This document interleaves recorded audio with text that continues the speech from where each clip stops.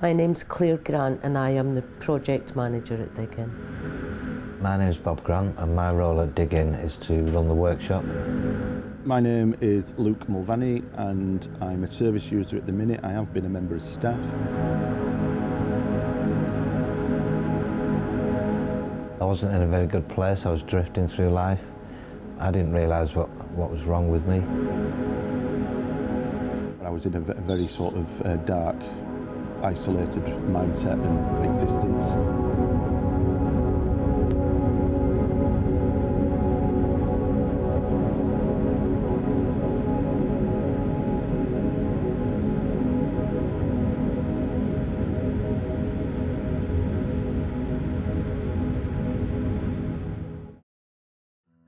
Dig-In is a registered charity.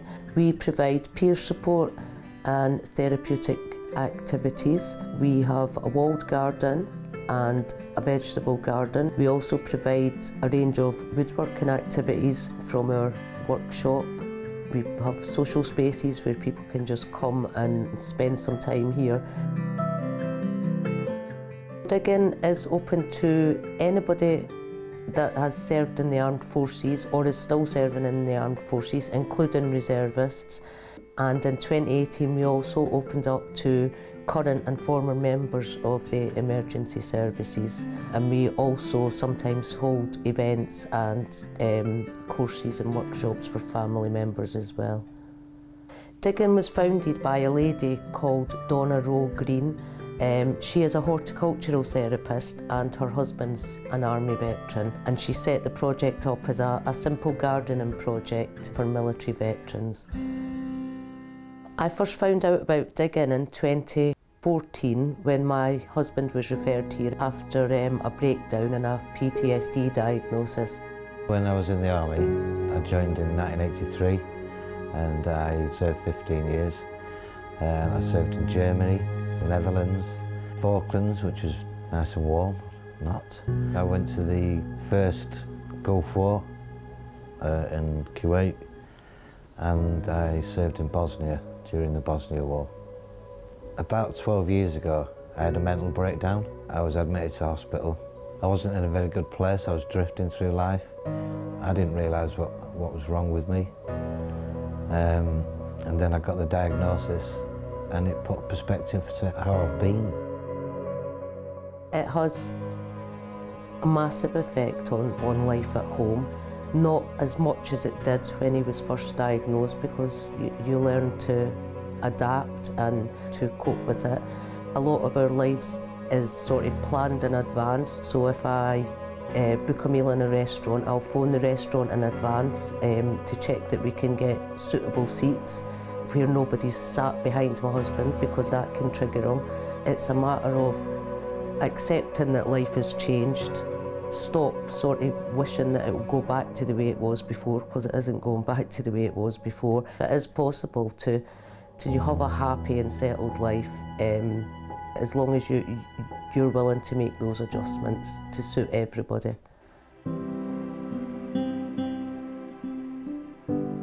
When I got released from hospital, I was seeing a therapist, and the therapist mentioned Dig-In to me. They said they've got a woodworking course going on, and would I be interested? I was quite negative because I didn't like woodwork at school, but my wife made me go, and I came here and I did a woodworking course, and we made brand new memorial planters for all the memorials in Preston. He discovered that he had quite a talent for woodworking. He's now gone on to manage the workshop at Dig-In, and actually instigated the whole woodworking activity that we have here now. So he's now able to have a full-time job, a job that he enjoys, and also is helping other people who have been in the situation that he's been in himself. I had given up my job with the Ministry of Defence to look after him. When he began attending Dig-In regularly, I found myself with nothing to do because I didn't have a job. So I started here as a volunteer, and then I went on to work here part-time. And when the lady who founded the project moved on to another project in 2018, I became the manager full-time then. My name is Luke Mulvaney. I've had experience in the TA, Duke of Wellington's in Yorkshire for a couple of years, and then I did 4 years in the Royal Air Force.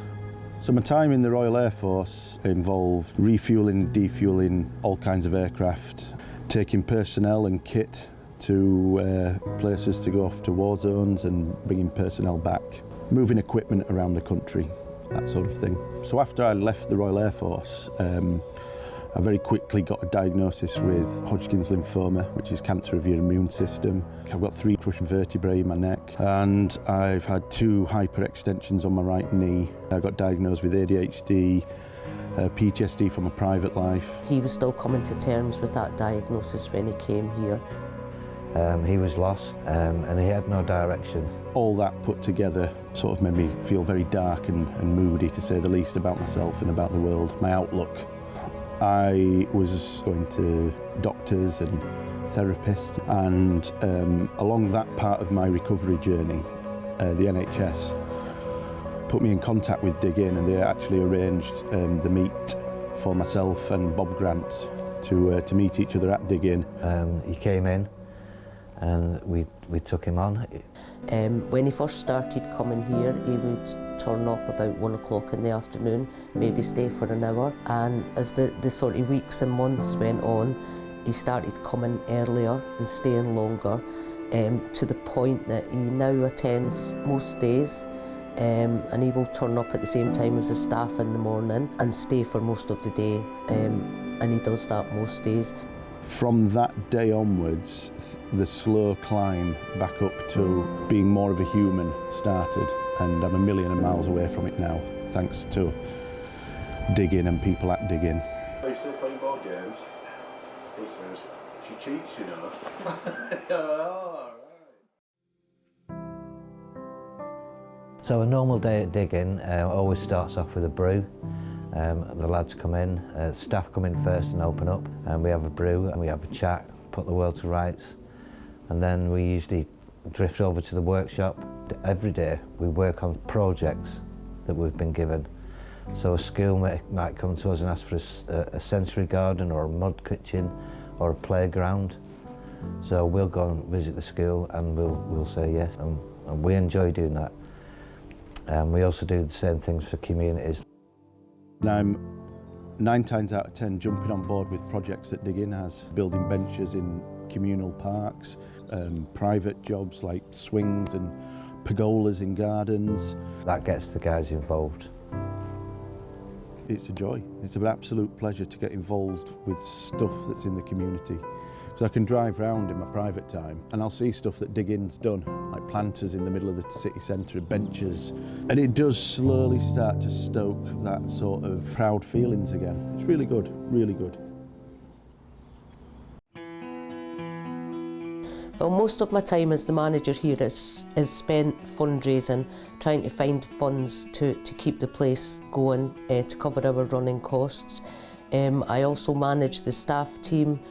I go to a lot of events and network meetings, just general day-to-day running. There's a lot of administration involved in running the project. Every single day is different. We do have people just turning up on an ad hoc basis, so if someone new turns up, I would stop what I was doing to sort of introduce that person to the place, show them round, give them any information that they need, and then attend to pass people on to the staff and volunteers and service users that are already here, because they're veterans, I'm not.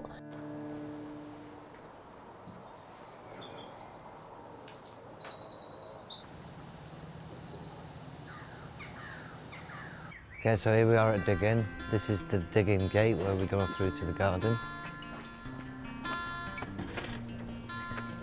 So you can see some of the stuff that the guys make when they come to work in the workshop. We've got bird boxes, bird tables, and we can sell these to help sustain the charity. So everything in the garden's been made by the veterans who attend. So we've made pergolas, we've made the raised beds, and this is our peaceful place where they can come if they're having a bad day and need to just get themselves a little bit of peace. And this is our greenhouse. So this is where it all starts. So if people want to grow flowers and stuff, they come in and we get them planting seeds. This is the office. This is where the manager works, Claire. She's always hard at work because she's the boss. This is our brew room. So this is where we all come in the morning and have a brew, put the world to rights, and see what we're doing for the day, if we've got any projects on or anything. But there's a lot of banter goes on in here, a lot of rip taking, because obviously we're from 3 services, Army, Navy and Air Force. And yeah, we like to take the rip out of each other. So yeah, there's a lot of laughter in here. And a lot of tea drinking. Okay, so that's the brew room. I'll take you across to the woodworking shop.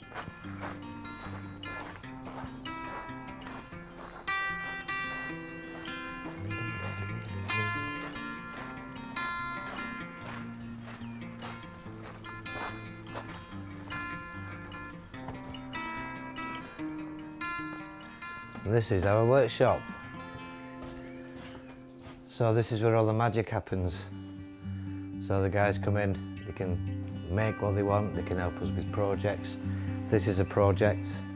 These are some storytelling benches that we're putting into Ashton Park in Preston. We do a variety of things. We do wood carving, pyrography, which is burning with a pen, designs into wood. So we've just got these. The guys find that wood turning is very therapeutic because you have to concentrate. Yeah, they love that. Yeah, this is our main workbench. So if we're putting a project together, we'll all just pile around it, do our thing, and build stuff. We've got all the saws. I think we've got too many saws, to be honest. But we've got all the saws, all the chisels, and this is where the guys come in and do their thing. So I'll take you around to the other garden now. This is our polytunnel. So like I said before, the guys will do the seedlings up in the greenhouse, and they'll come down and we've got planters in here. So this is mostly food. It's like tomatoes, cucumbers, peppers and things like that the guys grow. These beds are going to be used for like potatoes and leeks, carrots and stuff that we can grow and the guys can take home. This is going to be our wood turning workshop. So I showed you the lathe and the shed. This is going to be the main shed for the lathe work. So we're going to have 3 wood turning lathes in there, and that's the guys can go in there, and it's nice and quiet, and they don't get disrupted in the shed. And that is digging.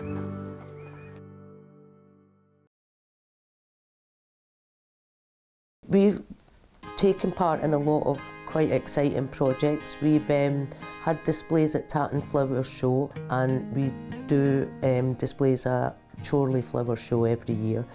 These aren't always just involve gardening projects. We try and bring our woodwork projects. For example, when we displayed at Tatton Flower Show, we had a full-size tank made out of pallets. Facilities that we have in the garden and in the workshop here are what makes us unique. We're able to offer activities to people on quite a large scale, as well as the peer support that we offer.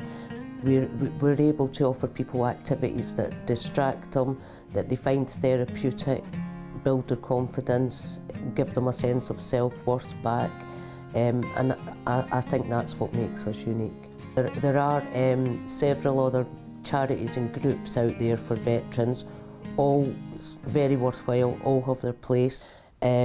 We are a support service. We don't offer anything clinical, and we're not qualified to assess people's mental health. For mental health problems, the main referral pathway is a service called Op Courage, and that is run by the NHS, and it's exclusively for military veterans.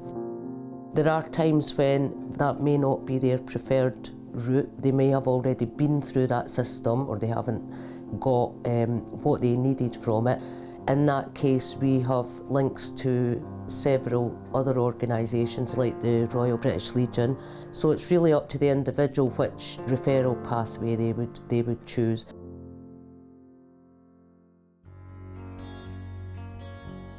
My favourite thing about Dig In is just the camaraderie. That was a big thing that I did miss when I came out of the army. I like to have friends. I like to teach people and give them skills that I've learned, so they can build things like as I can. And it's a sense of pride to make something and then stand back and look at it and think, yeah, I did that.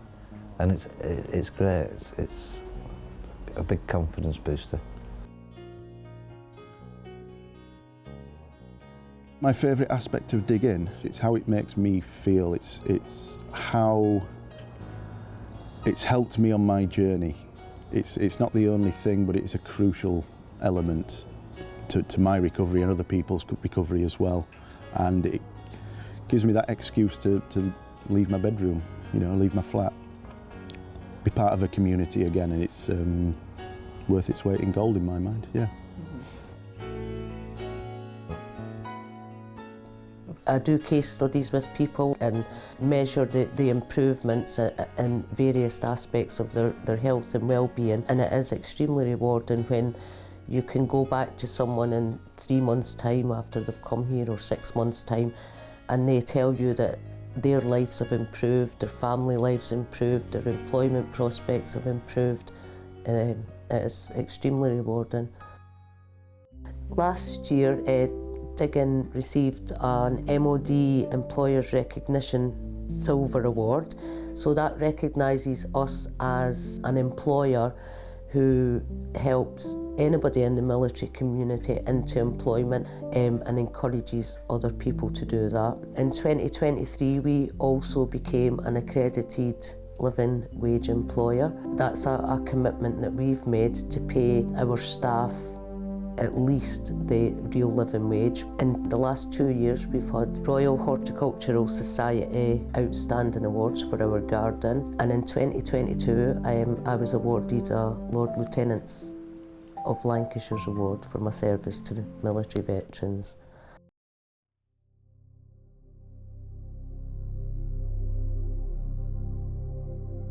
Dig In has vastly, massively changed my life.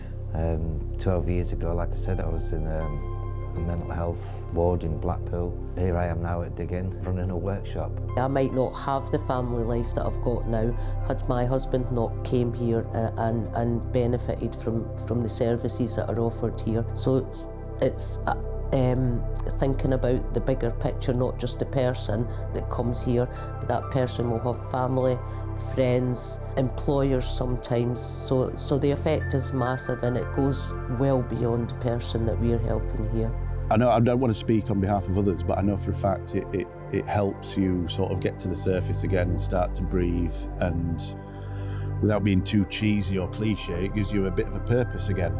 It really does contribute to that for everyone involved. It helps to shine light in mindsets that don't shine light. So it's priceless in my mind.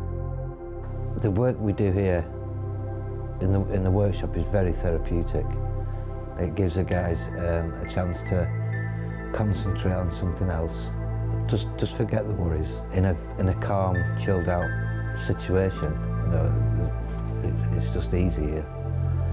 And so, yeah, you see people come in who are down, and gradually you see them blossom and come out of the shells and enjoy themselves, and that's what we aim to do.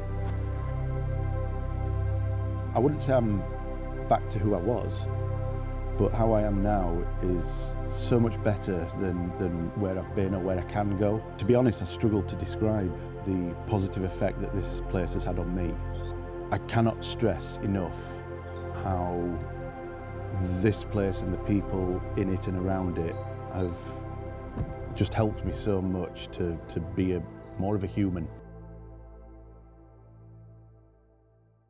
So if people have a look on our website, which is www.diginpreston.org. They can read about some of the work that we're doing. There's also a donate button on there if anybody wants to make a donation to us. People can come on site and either buy plants from us, or they can come and buy wooden things that we've made, or if people want something bespoke making, they can come in and inquire about that. I don't think we've ever been asked for anything we can't make. And that's also given the service users a challenge, and just sharing our posts on social media helps to keep awareness about the project out there. We're on Facebook, that is our biggest social media platform with the most followers. We're also on X and Instagram as well.